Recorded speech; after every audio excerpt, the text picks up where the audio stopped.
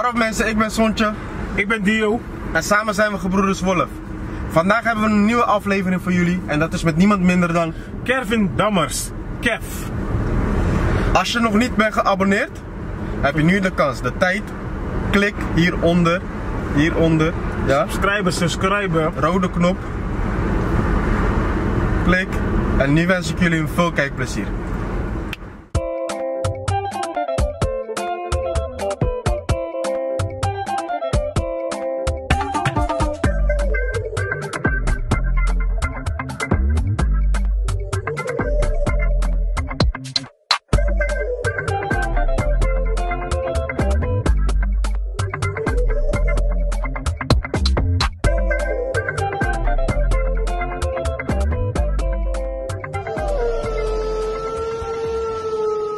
Kev, broer, thanks dat je bij ons wilt instappen.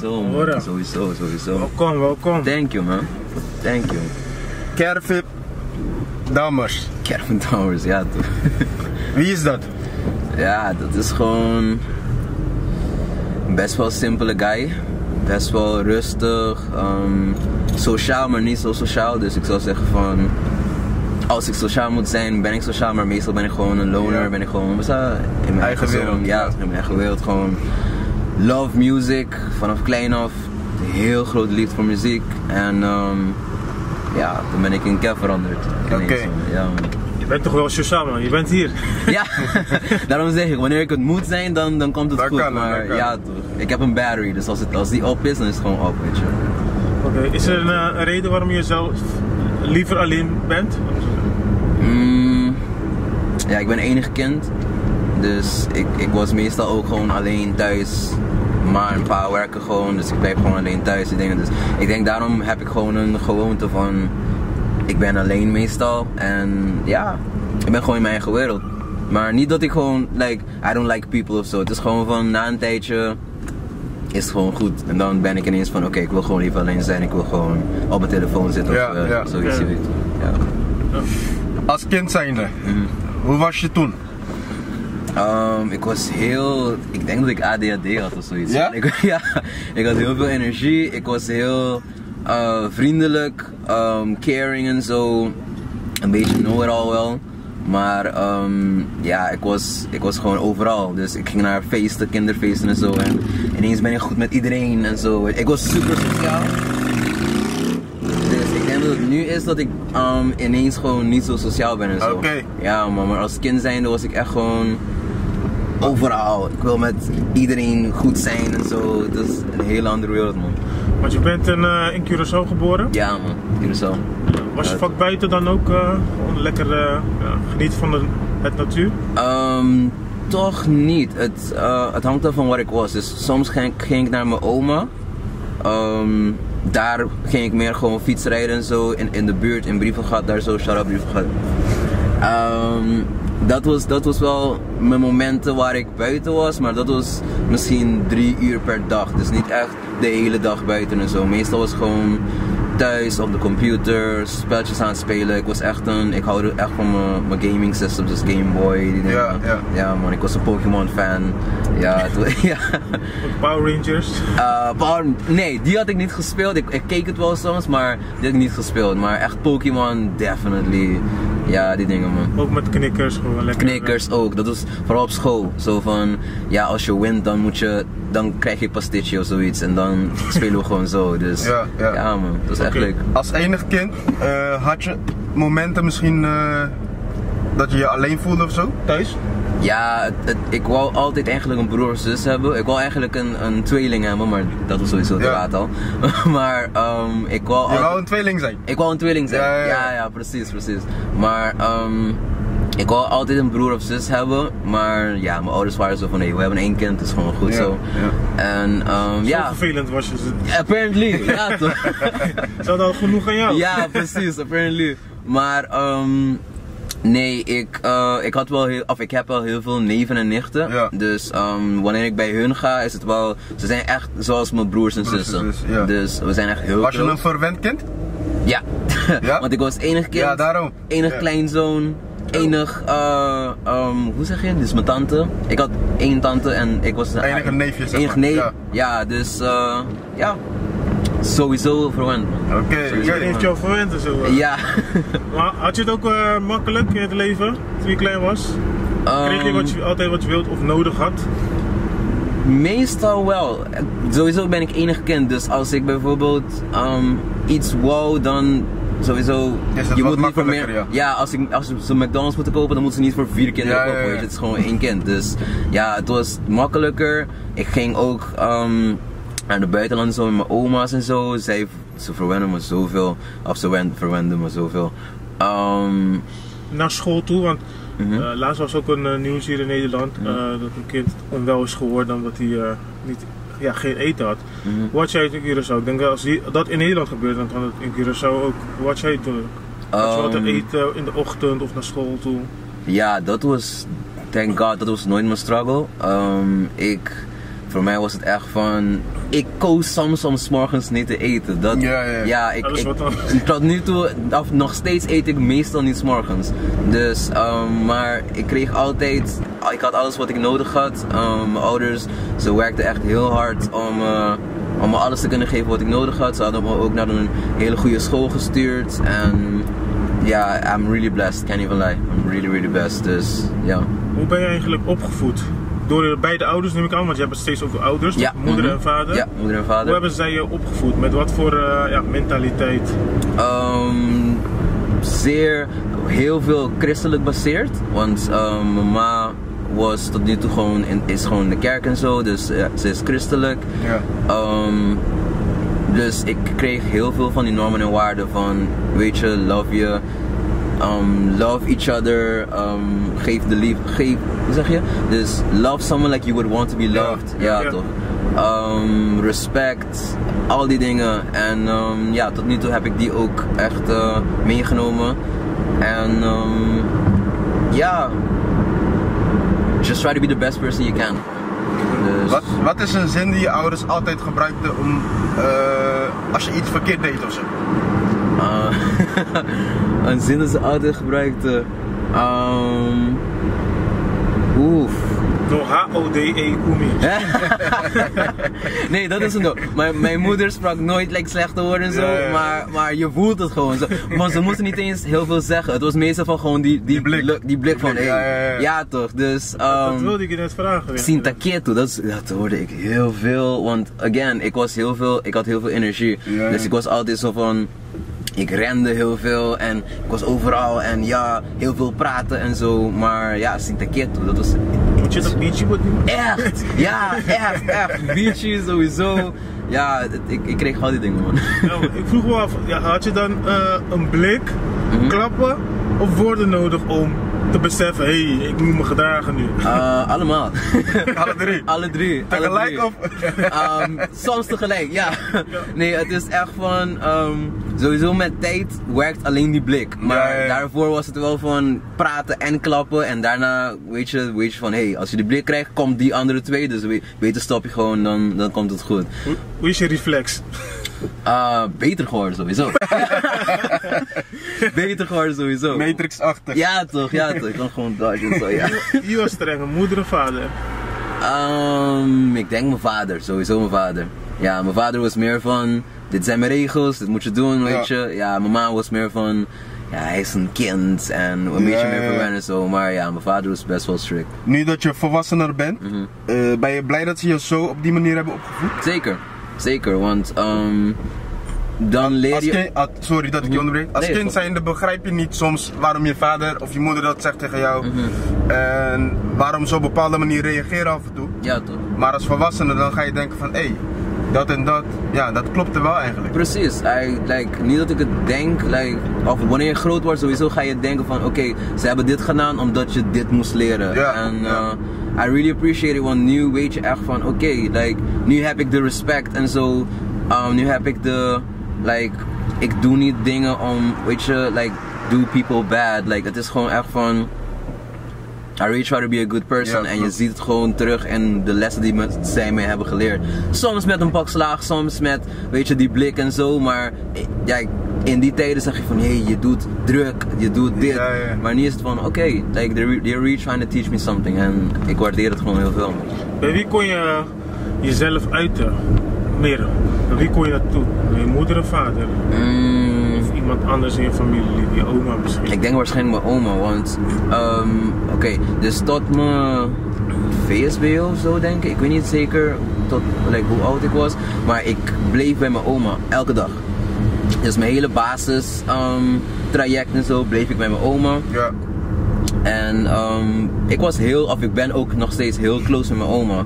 Dus ik denk dat, omdat we echt die bond hadden, kon ik meer bij haar gaan met like the real dingen en zo.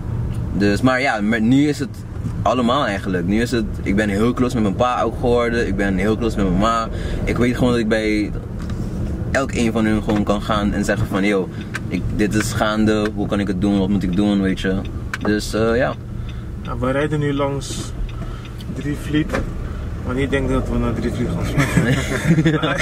Een tripje gaan maken. Hey, het zal leuk zijn. Ja. Kev, hoe oud was je toen je naar Nederland kwam? 21 man. 21? Ja, oh, dus je was best wel op een leeftijd, zeg maar. Ja. Dat was 2016 nog. Ja, 16. 6 jaar Ik wou niet te jong komen, want ik voelde me niet ready. Ja. En ook had ik een heel lange traject met school, want ik ging naar VSBO, ik heb mijn VSBO afgerond, dan ging ik naar HAVO, helemaal afgerond, dan ook VWO, helemaal afgerond. Oké. Gewoon omdat, ja, ik ging naar VSBO omdat ik in de basis heb gehoord van, ja, HAVO is streng en je moet, weet je, leren de hele tijd. En ik had mijn examen een klein beetje niet zo goed gemaakt, dus ik wist dat ik het beter kon doen, maar ik heb een paar dingen expres fout gemaakt, zodat ik naar VSBO ging. Rare story, man. Hoe was die switch voor jou? Van Curaçao naar Nederland? Die Curaçao Nederland een switch. Sowieso een heel groot wereld hier zo. Ja. Alles is nieuw, alles is groot. Grote gebouwen. Veel beter OV-systeem, weet je. Je kan overal gaan en zo. Ja. Dus heel veel opportunities, maar ook heel veel nieuwe regels. Sowieso zelf belasting betalen, zelf dit doen, zelf dat doen, alles gewoon zelf doen. Dus ja, ik was er mentaal klaar voor. Dus elke drempel die kwam, heb ik gewoon, oké, dit moet je nu weten, dit moet je doen. Ja. Ik had mezelf ook geleerd hoe je moet koken en zo, want ik kon dat ook niet doen. Dus het was een grote challenge, maar ik had het gewoon beetje bij beetje genomen en het ging goed. Kwam je alleen naar Nederland? Ja. Alleen met SSC, laten we zo zeggen. Dus ik had ik kende niemand, eigenlijk bijna niemand. Maar toen ik hier was, in mijn gebouw zelf, heb ik gewoon heel veel vrienden gemaakt en zo. Dus ik had gewoon mijn eigen familie gemaakt. Weet je. Hoe was dat voor jou? Op Nederland komen? Ja, om die stap te maken en voor het eerst alleen ergens te zijn. Want ik denk, kende je Nederland toen al? Nee.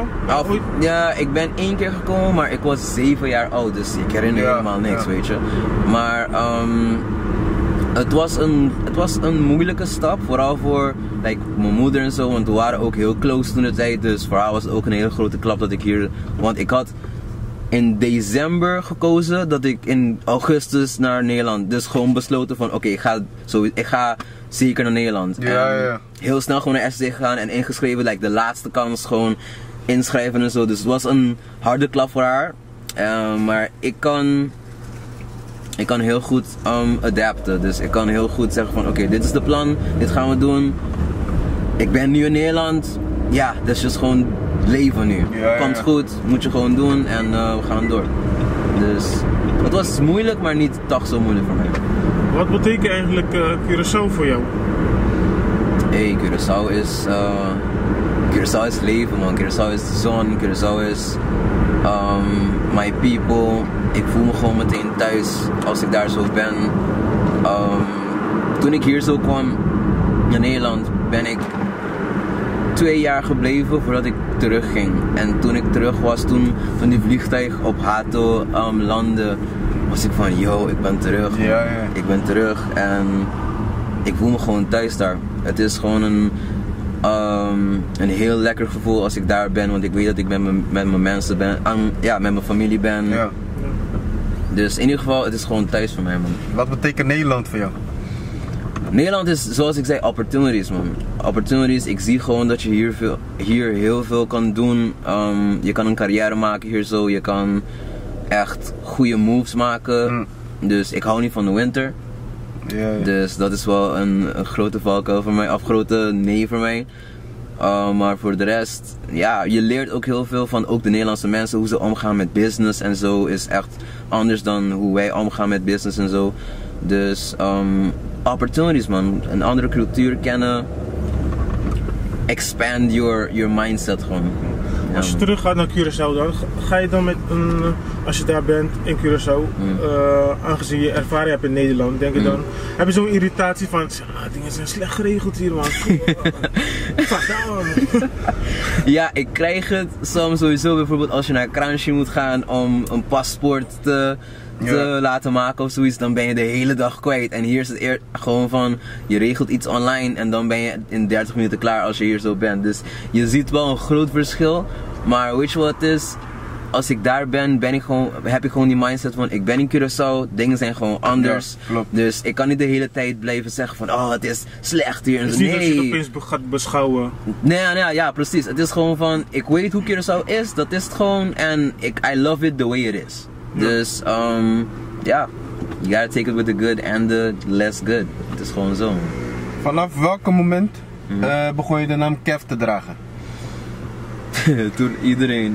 Toen ik merkte dat iedereen Kervin fout zei of fout schreef. En dan zei ik, want mijn eerste artiestnaam was eigenlijk Kervin D.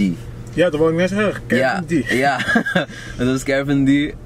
Maar ik zag gewoon dat ik heb ooms en zo die mijn naam fout afschreven en nog steeds schrijven. Huh? Je oom? Mijn oom. Dus zo van Happy Birthday Kervin met een i achter. Oh my god. En als dit mijn artiestnaam is, het moet iets makkelijk zijn dat mensen makkelijk kunnen schrijven en zeggen en zo. Dus ik zei van ja, lekker makkelijk Kev. Mama noemde me Kev. Soms gewoon als like een, hoe zeg je, een liefdenaam. I don't know hoe je dat moet zeggen, maar gewoon een bijnaam, laten we zeggen. Hey Kev. En ze zeggen van oké, dan doen we dat gewoon.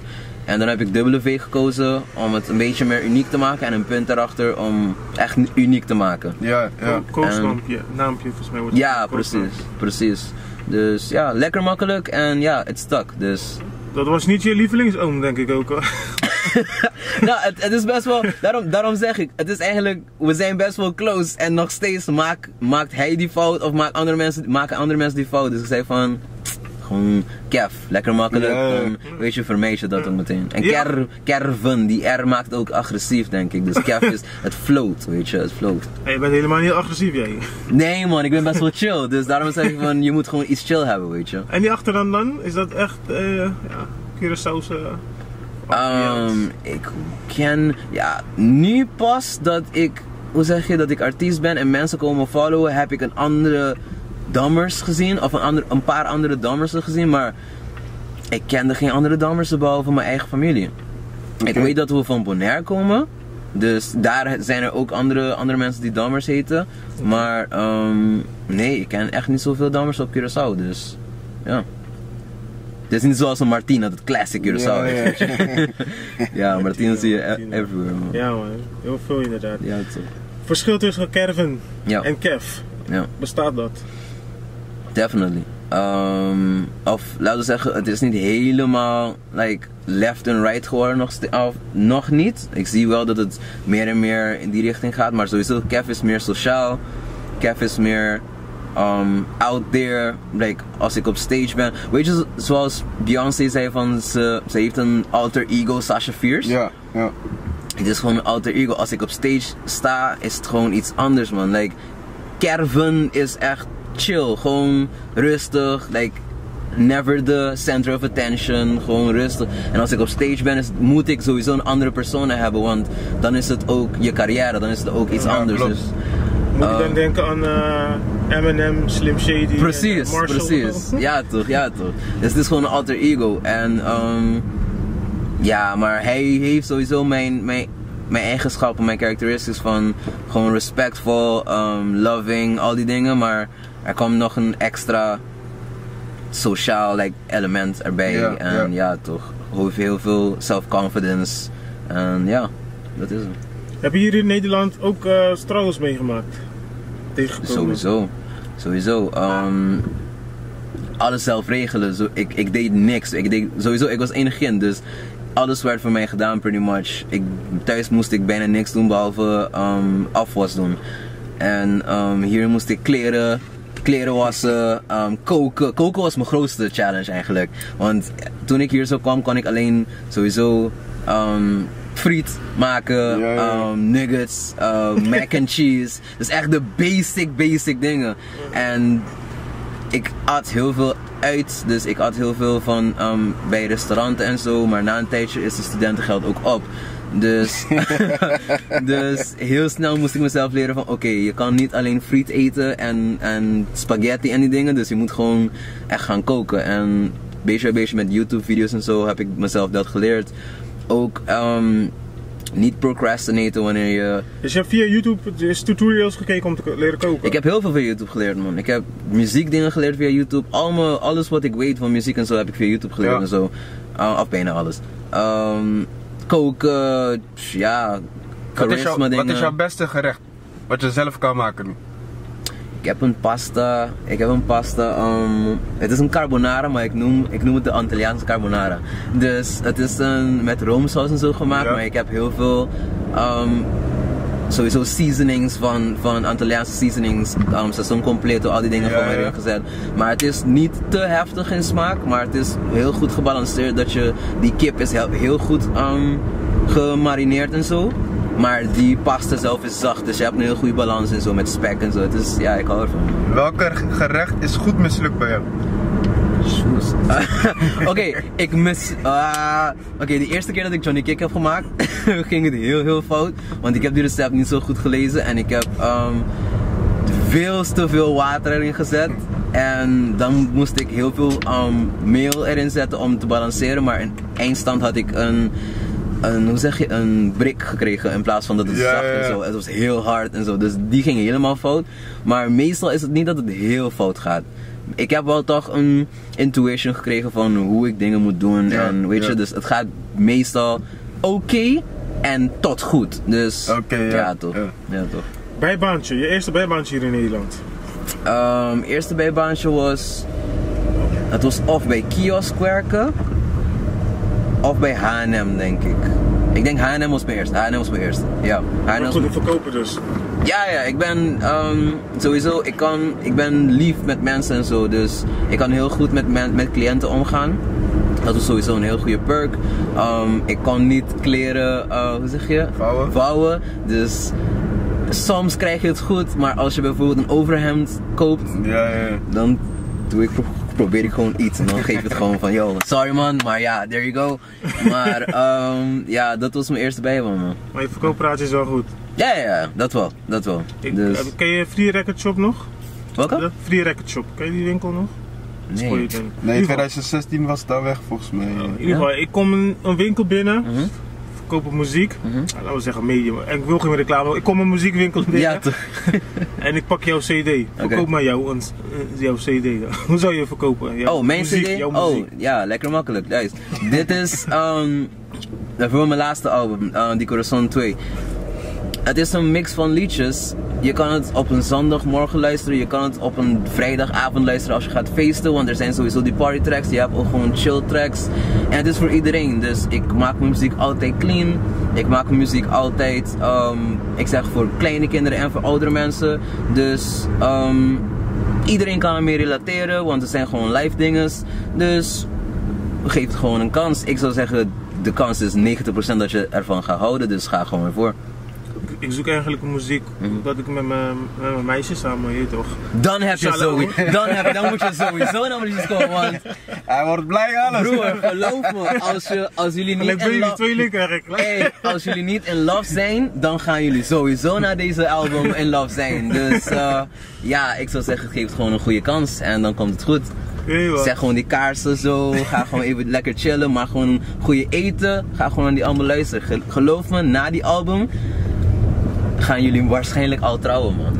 Het is gegarandeerd, het komt sowieso. Nice, man. Je hebt muziek leren maken door je vader. Ja, ik heb muziek leren spelen, dus piano leren spelen via mijn vader. Hij was een pianist. En ja, hij heeft me die liefde voor muziek gegeven, pretty much. En sinds die tijd ging ik door in de kerk en zo te spelen. Daarna, ja, kleine bandjes en zo, maar ja, het begon met mijn vader gewoon, man. Okay. En toen ik hier zo kwam, zag ik dat je kan echt gewoon een producer zijn, je kan echt gewoon een artiest zijn, want het is niet alleen een hobby, mensen, het is echt een career, weet je, hier zo. Dus ga ervoor en beetje bij beetje begon ik dan alles zelf te leren op YouTube, YouTube filmpjes kijken over mixen, over produceren, over zingen, zelfs ook songwriten, al die dingen, man. Dus ik heb mijn eigen classroom gemaakt via YouTube. Ja. Is de gevoel van muziek ook geboren door je vader? Gevoel en ritme? Ik denk van wel, ja? Ik denk van wel, want ik was ook heel veel geïnspireerd door de tracks die hij luisterde, door de bands die hij luisterde. Gio, sowieso het begin van Rimo Comina en zo. Caché, al die bands en zo heb ik van hem gekregen, dus ik denk dat die rhythm en die love for music heb ik echt van mijn pa gekregen. Ja, zelf gewoon uitgebreid, want nu zegt hij echt van, yo, I love music, maar niet zoveel als jou, dus ik heb het gewoon naar die volgende level genomen, maar ja, het begon daar, man. Oké, wat voor muziek was het, althans, nummer die je schreef toen je 11 was? Toen ik 11 was... Dat was toch je eerste nummer? Ja, 11 was... Oh ja, precies. Maar hoe weet je dit? Anyway, onderzoek. Je doet je onderzoek. Ja, voorbereiding toch? Nee, ja, toen ik in de 5e klas basis was, moest ik voor papiamento les moesten we een tamboer schrijven. En dat was... Wat was het? Het was echt een kinderliedje, man. Ik ben wel benieuwd nu, een kinderliedje. Ja, het was een tamboer, dus het was van... Lantama ita come bo comida visti bo camisa pabo por bij school y ahora voy llega botasi bolas y tambesia te bolas en dan met de kwart gewoon tan ja man. Ja man, dat was echt mijn eerste track. We hadden een groep eigenlijk, dus we hadden een groep van 4 kinderen. En we moesten het doen, maar for some reason zei ik van guys, ik ga dit gewoon proberen, dus chill gewoon, jullie kunnen gewoon zeggen dat we het samen hebben gedaan, ik wil gewoon iets proberen. En samen met de pa van een van die andere kinderen, hij zat met zijn kwarta en hadden we het gewoon samen geschreven. En ik zei van oké, this is nice. Op welk moment ben je muziek serieuzer gaan nemen? Like helemaal serieus zou ik zeggen, na mijn eerste album. Mijn eerste album was nog steeds Die Corazon 1. Die was nog steeds experimental. Die was gewoon van, we gaan nog iets proberen. Want ik was heel dependent op andere mensen. Want toen kon ik nog steeds niet produceren. Dus ik produceerde met andere mensen en zo. Maar na mijn eerste album zei ik van, oké, ik denk dat dit echt iets kan worden. En de laatste moment dat ik zei van dit gaat sowieso iets worden, was toen ik besloot van weet je, ik ga fulltime in muziek besteden, want ik was nog steeds bezig met school. Maar ik zei gewoon van luister, ik zie dat ik nog steeds vrije tijd nu heb, omdat ik nog steeds studiefinanciering heb, dus ik ga een grote gamble nemen. Ik weet dat het een grote gamble is, maar ik ga het gewoon nemen, want ik geloof in mezelf. Ik ga gewoon de vrije tijd die ik heb gebruiken gewoon om mijn eigen carrière te maken, dus om mijn eigen YouTube video's te kijken, elke dag grinden in de studio, elke dag. En dan gewoon mezelf gewoon naar voren te duwen. En net daarna had ik ook eigenlijk de explosion van Basilio meer. Dus ik weet gewoon, bij grote sacrifices heb je ook grote rewards. Niet dat ik voor de rewards doe, maar weet je, ik weet gewoon dat als je grote stappen neemt, gewoon close your eyes en neem grote stappen, dan komt het sowieso goed. Had je het verwacht? Wat we zeggen over die Basilio?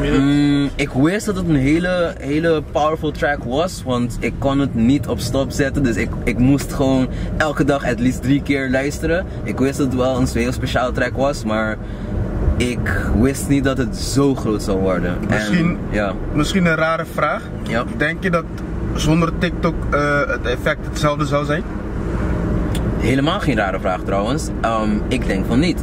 Want ik denk dat TikTok de beste op TikTok die clip op TikTok zetten was echt gewoon mijn beste keuze, man. Ja, want het was gewoon een experiment voor mij. Het was de eerste keer dat ik zei van, ik ga gewoon mijn clips, snippets van mijn clips maken en op TikTok zetten. Ja. En ineens had ik die blow-up. Ja. Dus het was gewoon mijn beste keuze. Hoe lang duurde het om dat nummer zeg maar, klaar te hebben, af te hebben? Was Let It Me? Ja. Ik denk een jaar. Ja, die track was echt van... Het was best wel experimenteel. Dus we hadden gewoon iets gemaakt en geen... nu maak ik tracks met een doel. Ja. Weet je, deze track ga ik bijvoorbeeld over 2 maanden releasen. Dus gewoon zit ik in de studio 1 week lang.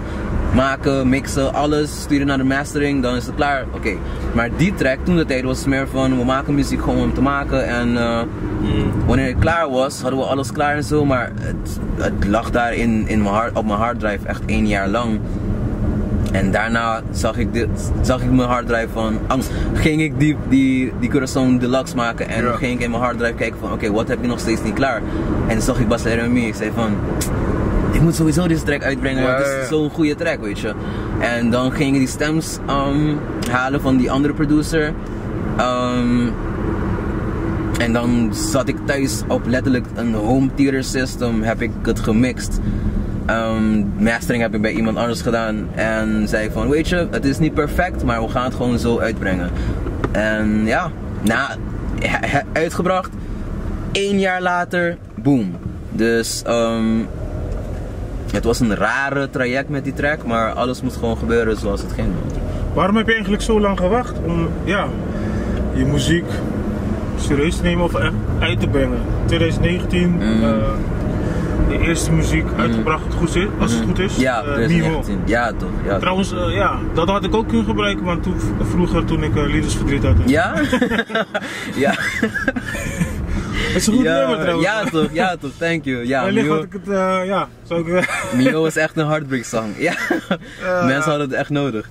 Weet je wat het is? Gewacht, het is echt een challenge, of het was een challenge voor mij om het serieus te nemen, omdat ik vroeger altijd hoorde van muziek is alleen een hobby. Je moet gewoon naar school, je moet dit, je moet dit. En weet je wat het is? Ik begrijp het, want ik was altijd een kind dat ik kon heel snel dingen leren. Dus ik was best wel slim, laat me zo zeggen. Ik deed best wel goed op school, dus mensen bleven me altijd zeggen van school. Maar ik merkte gewoon na een tijdje dat ik kan sowieso naar school gaan, ik kan alles doen, het gaat wel goed, maar mijn hart zit er niet in, weet je. Niet dat ik het niks vind, helemaal niet, maar gewoon ik voelde altijd dat ik wil iets doen waar mijn passie ligt, weet je. Iets wat me trekt. En muziek was de enige dat me echt trok de hele tijd. Gewoon van, ik ben down of dingen gaan fout in muziek zelf. Ik ga nog steeds terug naar muziek, weet je. En dan zei ik van, ik ga gewoon die challenge nemen. Ik ga gewoon, everybody, I'm not gonna listen to you. I'm just gonna do my own thing. I'm just gonna really try it, really give it my all. Geef het at least 2 jaar. Ga ik me alles geven. En als het fout gaat, ik heb het at least geprobeerd. Maar ik ga gewoon all for all doen. En het was de beste beslissing dat ik ooit had genomen. Dus soms moet je naar jezelf luisteren. Soms moet je echt naar jezelf luisteren. En risico's nemen inderdaad. I swear, if it feels right, ga gewoon ervoor. Ga echt ervoor, want you never know. En ik ben echt die persoon van, ik wil niet 60 zijn en op pensioen gaan en dan nog steeds vragen van, what else, weet je, I wish I still did. Nah man, ik zei van, ik ga gewoon ervoor. Als het fout gaat, maar als het goed gaat, weet je. Dus Wat mij opgevallen is, je zingt niet alleen, je rapt ook af en toe op je tracks. Waar is dat ontstaan of vandaan gekomen? Ik vond rap gewoon altijd zo leuk. Vroeger kon ik niet rappen. Daarom, als je naar Miho luistert, is het echt van, het is niet rappen. Het is meer, ik praat gewoon. Ik praat met een flow. Ja, precies. Dus zo was het begonnen, maar het was super experimenteel. Dus ik vond het gewoon altijd leuk. Ik zei van, laten we het proberen. En Pacolmo in Mio was het een inspiratie dat ik had gekregen van Childish Gambino. toen hij een freestyle had gedaan en midden in zijn freestyle begon hij gewoon te praten. Ja.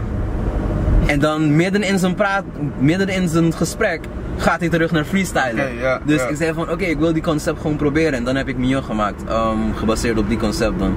En ja, dan gingen we door. Dan ging ik oefenen. Oké, flows, hoe moet ik rappen, like articulatie, al die dingen. En dan beetje bij beetje, ja. Je heeft je hart gebroken toen.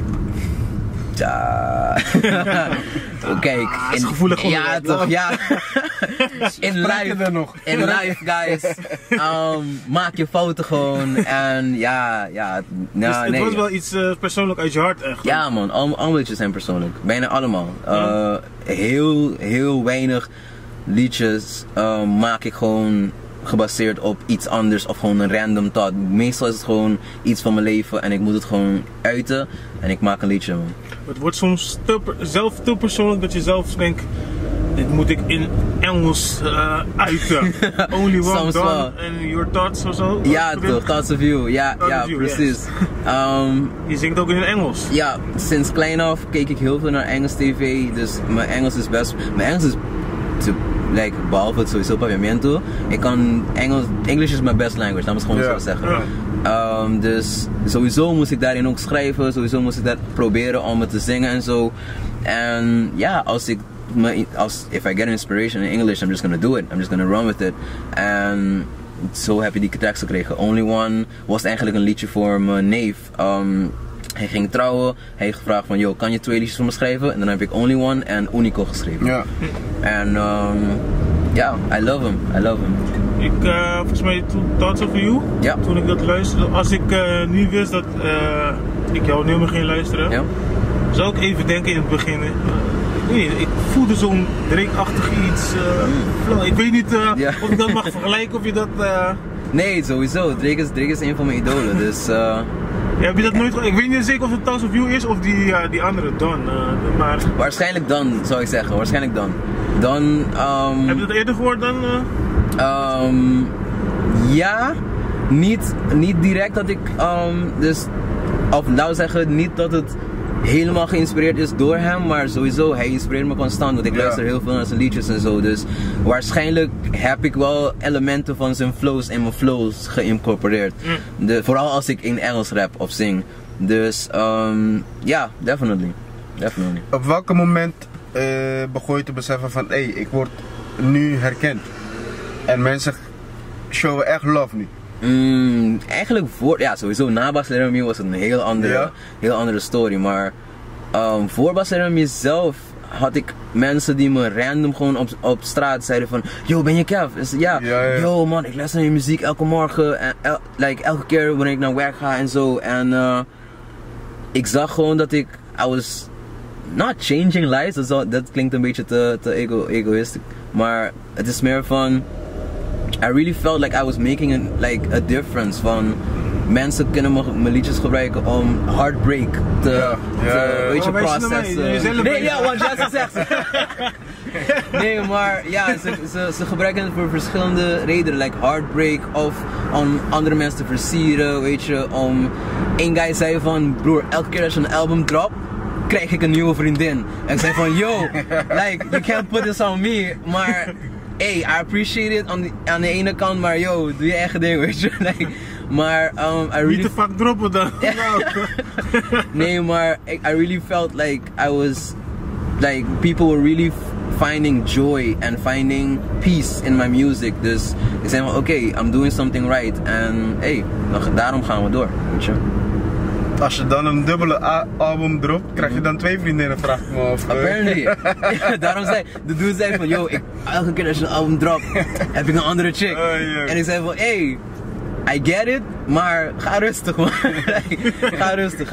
Maar hey, doe je ding. Zegt die vriendinnen, geen kinderen. Ja, thank God. Zie je struggles als artiest? Heb je dat meegemaakt? Ja, sowieso. Like, Ik denk van, nee man. Kijk, toen ik begon vooral, had ik heel veel fouten gemaakt. Nu weet ik dat ze fouten zijn. Dus bijvoorbeeld, ik werkte vroeger meestal op iemands anders computer en zonder een hardschijf of zo. Dus zij hebben mijn project en zo. Dat heb ik gemerkt, dat is een hele grote fout. Always have your own at least een harde schijf. Ja, Je moet niet ja. eens je eigen MacBook of zo hebben, at least een harde schijf. Daarna have your own gear, want dan weet je altijd dat dan kan je gewoon thuis zitten, je eigen album maken. Bijvoorbeeld die Corazon Deluxe album heb ik bijna 80% van die album heb ik gewoon thuis gemaakt. Corona, Oké, sowieso.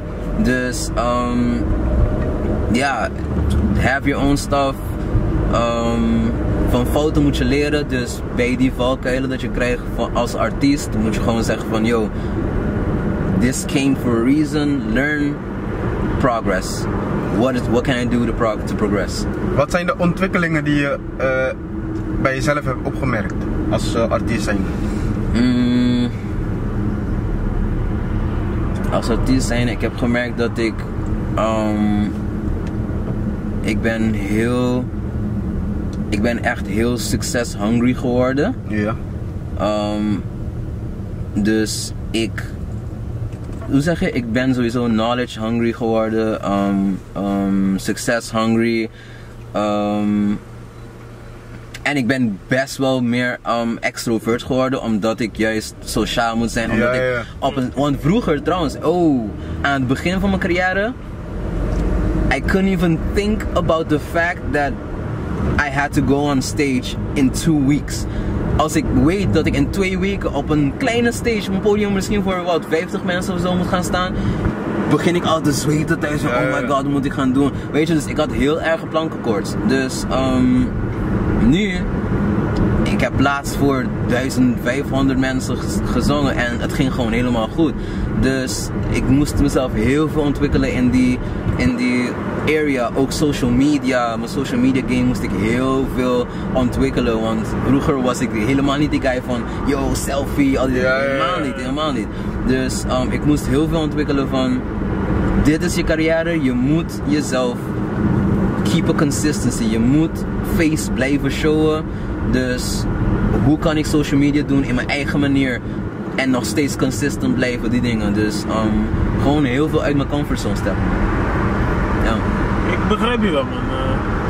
Als ik naar mezelf moet kijken ook. Ik ben precies hetzelfde, denk ik, met jou qua een introvert, liever alleen in mijn eigen wereld. Ja, ik doe ook dingen met YouTube dus en dan ben ik een andere persoon gewoon. Ja, gewoon los, laat het gaan en gewoon jezelf. Precies. Eigenlijk de andere zelf die je niet weet eigenlijk. Precies, die alter ego. Ja. Die alter ego, sowieso. Hoe zou je mensen kunnen motiveren die het niet meer zitten in de dingen die ze kunnen, maar toch het niet meer zien zitten in het leven en denken laat maar zitten. Hun talenten, dat wil ik. Ze hebben talenten, maar ze denken te veel moeite, laat maar. Weet je wat het is? I really feel like if you have a talent, if you have a passion for something, life, whatever you want to call it, God, universe, whatever, the energy, it gave you it for a reason. Je hebt het echt voor een reden gekregen, dus waarom zou je het laten gaan, weet je? En vooral als het je peace of mind geeft. Bijvoorbeeld voor mij is het muziek. Sommige mensen tekenen, sommige mensen doen poëzie en die dingen. If it gives you peace en als je ziet van yo, dit is wat me echt blij maakt, zou ik zeggen van probeer het nog steeds. Ga door, ga door. Het leven ga je sowieso drempels geven. Sowieso. Maar if you know that it's your passion, you know that every time you overcome a drempel, je doet het voor jezelf. Je doet het voor wat je blij maakt. Dus it's gonna be 10 times as good as gewoon procrastinate en ik ga het niet meer doen, weet je. Dus ik ken echt heel veel mensen die bijvoorbeeld fotografie en die dingen doen. En ze zeiden van, weet je, ik ga gewoon een 9 to 5 doen en dat gaat mijn hobby zijn. Maar na een tijdje zagen ze van, ik wil dit echt doen en ik ga gewoon sacrifices doen. Ik ga gewoon minimaal leven en pushen, grinden en proberen om er toch iets ervan te maken, weet je. En nu zijn ze fulltime photographers waarmee ik werk en zo, maar die gewoon heel mooie foto's nemen. Want de moment dat je beslist van dit ga ik gewoon doen, ik ga gewoon voor mijn passie, zie je gewoon dat je level exponentially hoger gaat. Ja. Dus werkgever, ik neem morgen ontslag. ja, precies. Ik ben er klaar mee. Ik ga gewoon mijn eigen ding doen. En wanneer je die moeilijke beslissingen maakt, zie je gewoon dat alles ineens het begint te klikken. Je krijgt gewoon die blessings. Dus I know sometimes it seems hard. I know sometimes it seems like it's impossible, because alles weg. Iedereen zegt van nee, doe dit niet. Geloof in jezelf, I swear. If it feels right, geloof in jezelf, ga ervoor. En je hebt ook natuurlijk jongens, wij komen natuurlijk uit Curaçao. Ja, 100%. Daar is ook moeilijk. Kinderen gewoon die denken van dat straat beter is, omdat ze zien geen uitweg of ze gebruiken smoes van dat ze het altijd moeilijk hebben gehad. Ja toch. Wat kan je tegen hun zeggen om toch het goede pad te vinden of iets te doen wat beter is voor hun toekomst? Even though things seem hard, dus even though je ziet dat alles een beetje moeilijk is, weet gewoon dat alles gebeurt voor een reden. I know it's cliché, maar het is cliché voor een reden. Maar alles gebeurt voor een reden, dus the hardship that you go through, the things that you go through in life, het is gewoon om jou, weet je, stevig te maken voor de dingen die je gaat krijgen in het leven. Dus never see it as I'm cursed of I'm destined to be like bad, dat het slecht gaat. Nee, weet gewoon dat het gaat goed komen. Heb gewoon een positive mindset. Het gaat goed komen en blijf gewoon grinden. Learn from the things you went through in life en blijf gewoon grinden voor wat je zegt van yo, het gaat gewoon goed komen, laat ik zo zeggen. Mooi man. Ja. Kev, de hoodie die je aan hebt, kan je misschien even showen voor de camera? Show. Ja toch, sowieso. Kunnen mensen daaraan komen? Dit was eigenlijk een limited collection. Het is niet al uit. Ja. Dit was een limited collection. Want meestal maak ik mijn hoodies meestal voor mezelf. Want ik zei van, kijk, nu wil ik gewoon mijn eigen kleren gaan maken. Ja. Niet eens om het te verkopen per se, maar gewoon omdat I love hoodies. Hoodies zijn mijn leven. En if I can make my own, weet je, het heeft heel veel meer meaning dan gewoon een random hoodie in Sting kopen of zoiets. Dus shout out Sting, yo, ze hebben me heel veel geholpen voordat ik dit deed. Yeah. Maar ik vind het gewoon echt leuk om creatief te zijn met designen en zo. En mijn team helpt me ook sowieso hiermee. Dus Mamisa, in Pavimento zeggen ze, Tim, jij met de Lanta Loco. Hoe zeg je dat in het Nederlands? Soms sta ik gek op. Ja, sommige dagen zeggen van oké, ik ga gewoon een collection releasen. Dus als mensen zeggen van yo, ik vind deze echt leuk, dan zeg ik van oké, ik ga een limited collection, misschien 100, like deze heb ik gewoon 100 ervan gemaakt. En die verkoop ik, maar ze zijn meestal gewoon voor mijn privé collection. Maar blijf gewoon kijken op mijn social media. Als ik een collection heb, zie je het sowieso op mijn Insta shinen. Ik heb maat S, ja. Kijk, we kunnen nog steeds iets regelen. In dit geval kunnen we nog steeds regelen, want ik moest het nog steeds gaan bestellen. Toevallig vandaag, voor degenen die het hebben gekocht. Maar meestal is het echt van, als het op is, is het op. Dus ja. We zeggen hier in Nederland ook, op is op. Precies. Ik zou het jammer vinden als we het niet eens over zouden hebben, man. Je laatste album, man, die Curaçao, wat betekent dat? Die Curaçao. Die Curaçao is liedjes gewoon die uit mijn hart komen. Dus die Curaçao is van mijn hart, pretty much. En ook die Curaçao heb ik geschreven met die C. Ja, met die... dat wil ik juist vragen. Waarom heb je dat als manier gekozen om te schrijven? Ja, die C, die onderste, ik weet niet hoe je dat noemt, die C met die speciale ding, ja. Dat is ook, zo schrijf je ook Curaçao. Ja, klopt. Dus die Curaçao, die Curaçao, die twee kan je gewoon samenzetten, pretty much. En er zijn liedjes die van mijn hart komen, maar ook liedjes die van de hart van een Curaçao komen. Oké, ja. Dus ja, die Curaçao is mijn concept album. De concept van die album is meestal gewoon een beetje experimenteel. De meeste van die tracks produce ik zelf. In dit geval had ik 3 van die tracks met een andere producer gemaakt. Shoutout T-Drake, shoutout Ethan Morris, shoutout Le Stranger. Grote namen, ja toch. Dus ja, had ik met hun gewerkt, maar meeste van die liedjes zijn gewoon zelf gemaakt. Biop Estimabo heb ik ook laatst gedropt, die videoclip heb ik zelf geproduceerd.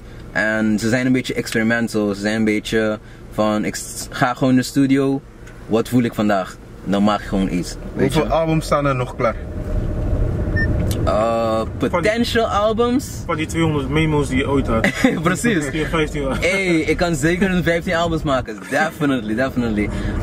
Maar liedjes die nu klaar staan. Ik heb een paar singles klaar, maar ik moet nog kijken van oké, hoe ik me move, want vroeger was het gewoon van hey, release gewoon. Maar nu wil ik nog steeds een beetje meer van een strategie hebben. Dus daarom heb ik ze nog steeds in de chamber, maar ik ga ze nog steeds niet zo snel uitbrengen. Zoek je nog een featuring? Kan. Het is gewoon als ik een liedje heb, hoor ik van yo. Waar moet ik solliciteren? Hey broer, stuur een e-mail naar info. Zeg niet dat die op. Ja toch. Nee. Waar zie je Kev of Kev Music over 5 jaar? Over 5 jaar? Ik wil sowieso internationaal gaan met mijn liedjes. Niet omdat ik niet waardeer wat ik nu heb, helemaal niet, maar omdat ik zie dat Papiamento definitely internationaal kan gaan en moet gaan ook, want het is een heel mooie taal en ik wil pushen om het internationaal te brengen. Ik wil doorgaan met mijn dreams van sowieso mijn clothing line hebben, daarom zijn we ook hard bezig met deze hoodies en zo. Ik wil ook mijn eigen production company hebben. Niet alleen muziek, maar ook film. Dus ik heb grote plannen, man. Ik heb ik heb plannen die ik niet eens aan mensen zeg, want ik heb ze gewoon hierin. Want ik wil niet te veel praten soms, ik wil gewoon echt moven. Maar sommige zijn al gebeurd. Sommige zijn nog in the making. Dus we zien het wel, man. Hoe kies je featurings? Is er bepaalde artiesten die... Hij wil graag in aanmerking komen. Nee. Is er bepaalde artiesten die je denkt, nee, liever... heb je dat soms dat je denkt van, ik wil liever niet met zulke artiesten samenwerken of zo, door de energy?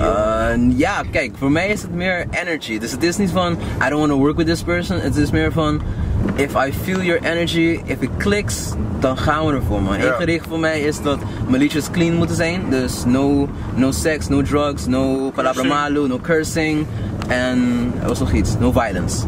Oké. Je gaat echt voor zonder schelden, niks, gewoon ja man, want ik wil dat muziek, of mijn muziek vooral, moet gewoon voor iedereen zijn, weet je. Dus that's my only rule. Maar voor de rest is het meer van, if I feel the energy, if I feel your energy, and if I feel like dat je iets kan brengen dat ik nodig heb op die track, dan gaan we ervoor, man. Ik luister gewoon naar mijn track soms in de studio en zeg van oké, ik zie dit persoon of dat persoon. Dan stuur ik gewoon door en zeg van yo, kan je iets hierop droppen, weet je. Blijf je Papiamento of kunnen we ook iets in Nederlands? Oh nee, sowieso wil ik ook een beetje gaan expanden nu. Ik ben nu bezig met mijn Nederlands tracks. Ik ben nu bezig met sowieso een paar Engels tracks. Spaans, apparently ben ik ook begonnen. Bachata? Hey, I swear, ik wil ook bachata gaan proberen. Leaking. Ja toch. Teaser. Maar ja, ik ben echt bezig met expanding. En sowieso wil ik wel doorgaan met mijn dance tracks. Dus mijn zouk, mijn kizomba type tracks en zo. Dat is gewoon mijn core, denk ik nu. Maar voor mijn albums vooral hou ik ervan om een beetje diversity te hebben. Zodat ik niet 7 zoektracks heb. Ik wil gewoon, weet je, één dat je gebruikt om te huilen, één dat je gebruikt om te dansen, één dat je gebruikt om mensen te zeggen van yo, dit is voor jou, man. Weet je, gewoon real dingen gewoon. En de goede en de slechte van het leven, laten we zo zeggen. Ben je iemand die rookt, drinkt, af en toe? Ja, meestal niet. Laten we zo zeggen, als ik in een feest ben en weet je, ben een beetje nerveus, dan neem je gewoon een shot of zo misschien voordat ik op stage ga. Maar altijd is het met een doel, weet je. Niet dat het gewoon randomly gewoon van yo, we gaan los vandaag, nee. Nee, de reden dat ik het vraag is omdat je er bewust voor kiest om die dingen te vermijden op je tracks. Ja, precies, ook. Want ik wil niet dat het, hoe zeg je, het is niet zo dat ik het ga promoten van yo, je moet drinken, je moet dit. To each their own, doe je ding gewoon rustig, maar niet dat de message is dat ik naar andere mensen wil brengen, weet je. Dus ja. Sowieso check out mijn laatste album, guys. Het gaat goed. Ik ben heel blij daarmee. I swear. I'm really happy that my hard work, you see it back. You see it in the way people talk about my music, the way people vibe with what I do, the way people get when they see me on the streets. I really love it, guys. I swear, thank you a lot. Zoals jullie konden horen through the interview, het was geen korte weg voor mij, het was echt een lange weg. Met heel veel moeilijke beslissingen om hier te komen. Maar ik heb gewoon het gevoel dat, het is iets dat ik moet doen. Het is een goede keuze, dus ik ga harder voor werken. En nu zie je gewoon I see the fruits of my labor. Dus I'm really happy. Ja, dat is hem. Check out mijn laatste clip ook. Ik heb samen met mijn team, mijn production team, hebben het samen gemaakt. Gewoon, je voelt die energie, je voelt die zachte energie in die track, maar ook echt romantische en weet je, wat dat Declara po in hoe zeg je dat? Zo. Want Declara is echt van, je... Ik kan nu opkomen, man. Ja, precies. Het is niet je zegt het aan iemand, het is van, je smeekt het aan je andere, weet je, Declareert. Je declareert van, Geef toe, ik weet het. ja, met de biopastimabu. Ik leef om van jou te houden. Gewoon, jij bent mijn enige, jij bent mijn wereld, jij bent mijn alles. Dus je voelt die energie ook terug in die track. Het is echt van, je smeekt het, pretty much. Dus, I'm really proud to say, I'm really proud of my team. Shout-out naar mijn team ook. We're doing good things, dus I really Ben je love ergens it. getekend? Of ben je op jezelf? Nee man, ik ben echt hard bezig met gewoon mijn eigen weet je, brand te maken, mijn eigen company te maken. Dus, is dat bewust? Ja, zeker bewust. Zeker bewust, want sowieso heb ik heel veel stories gehoord van waar het fout kan gaan, al die dingen. Maar het is ook meer van... Mijn talent, mijn geld. Dat is sowieso één, maar ik hou er meer van om to have control of what I'm doing. Ja. Dus niet dat iemand anders aan mij gaat zeggen, oké, je moet op woensdag droppen. Ik zeg van nee, ik wil vandaag droppen. Weet je, gewoon zo wil ik het doen. En ja, we gaan ervoor. Het gaat goed tot nu toe, dus we gaan ervoor. Ja, en I'm really happy to say, ook mensen die met mij werken, for some reason, gaat het altijd beter. Dus I really love that not only I can pay for what, sowieso voor de services die ze aan mij geven, maar misschien heb ik mensen die foto's van mij hebben genomen. Via mij hebben ze nieuwe contacten gekregen en nu zijn ze beter. Weet je, dus I really love that people that work with me, gaat het meestal beter met hun ook. Dus it's love, want daarom doe ik het ook. Ik werk met mensen die gepassioneerd zijn in wat ze doen. Ja. Dus, waar kunnen de mensen je vinden? Overal. Stalken? Overal. Stalken niet, alsjeblieft. Maar ze kunnen me op sowieso Instagram, kev.music, KIVV.music, maar overal Kev gewoon. KIVV met een punt erachter, Spotify, Apple Music, Deezer, Pandora, Tidal, YouTube sowieso ook voor allemaal clips. Hey, I mean, als het goed betaald. Ik zeg niet zoveel, maar hey. Nee, maar overal guys. Overal, Facebook, overal.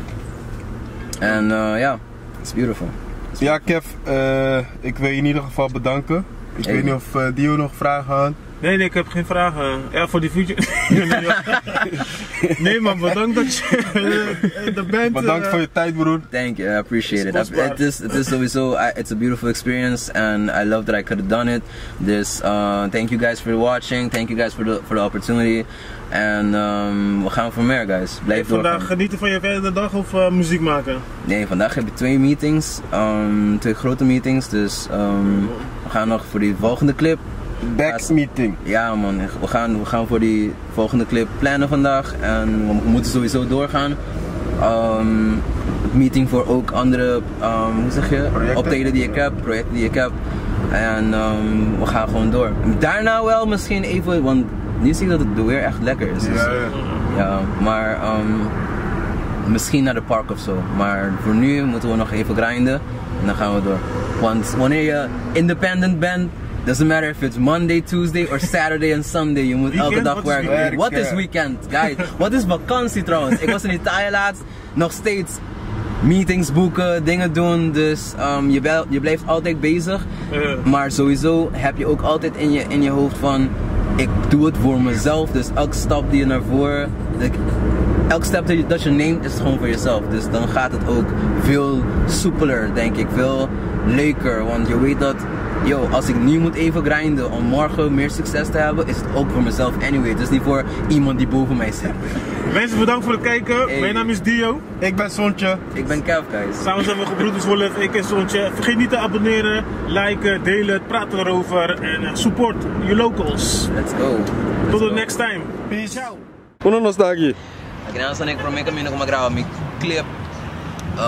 Toen het al begon, eerste clip mi hoos, we staan wabos, we staan wat jij banden vooral. Wat de mira caminho niet para. Nossa grava shot nang. Het was mijn begin van mijn carrière pretty much. Pero als ik het ook começar, heb ik zelfs niet. Op het moment dat ik met de sneak, yo, we gaan het zelf doen. Let's go. Dan sabia que não 3 horas em Martugal, quando só quando tinha o Rio Brug, só isso é sério Brug. Nós sabia 3 horas em Martugal, nossa cana é a banda, nós grava shots aqui não também, se você mira, a cana que flor, mas nem passa na Ewaia, aí não nós gravei. Aqui não também a cana que flor, cana vai aí a boa também.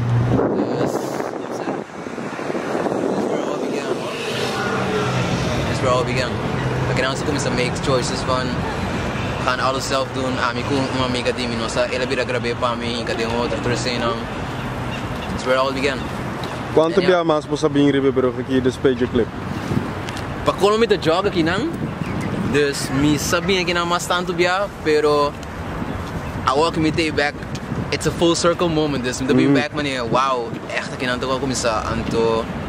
It's a beautiful place. It's a beautiful place. Quanto dia você cana com flor de momar Ribeirão aqui? Umbia, pa bisa mi ko, bisa mensahe, tire flor na awa, kelatan, tire na awa ibang tayo pokol mo. Tire flor na awa sa kelatan mo. Ik wil bericht aqui, hoor. Ik krijg gewoon een goede uitzicht. Um caminho que sowieso nos porão abaixo, de especial nossa vibe, pero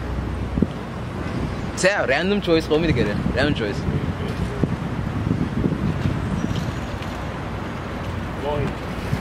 Até ura aqui, Chulang, até ura aqui. Ei, está ali. Basilari baje. Basilari baje.